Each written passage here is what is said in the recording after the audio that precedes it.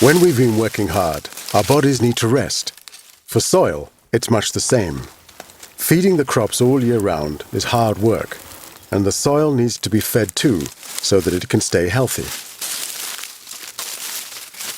In Chipata, in the eastern province of Zambia, farmers are using a practice called agroforestry. This is where trees are planted to benefit the soil and crops. These trees convert nitrogen in the air, an element which is essential for plant growth, into nitrogen in the soil.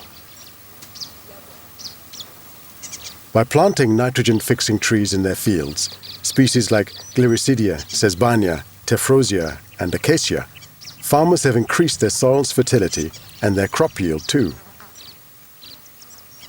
In Zambia, the main tree species planted by farmers is Gliricidia. Farmer Hedson Mwali worked with the World Agroforestry Center to improve his land.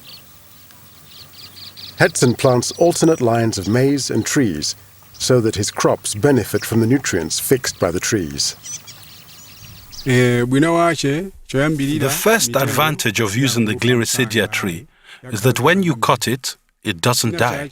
It resprouts. The second thing is that when the leaves fall, it puts a lot of biomass in the field, which is good for plant growth. When the trees are cut down, they can be used for building and also for firewood. I can also harvest the seeds to sell at the market.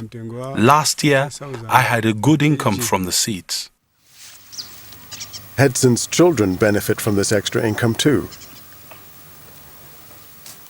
The advantage of harvesting seed is that I can use the money to send my children to school, as it pays for their fees as well as their uniforms.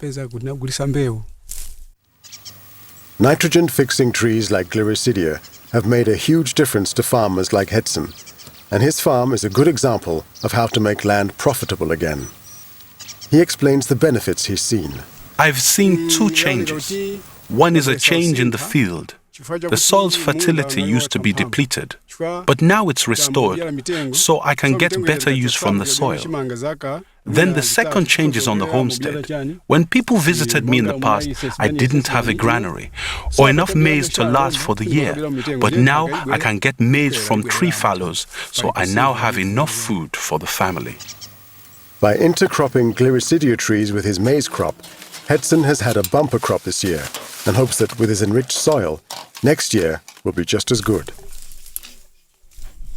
This is my yield that I got from my fields this year. Despite the fact that there has been a drought, this is what I've been able to get.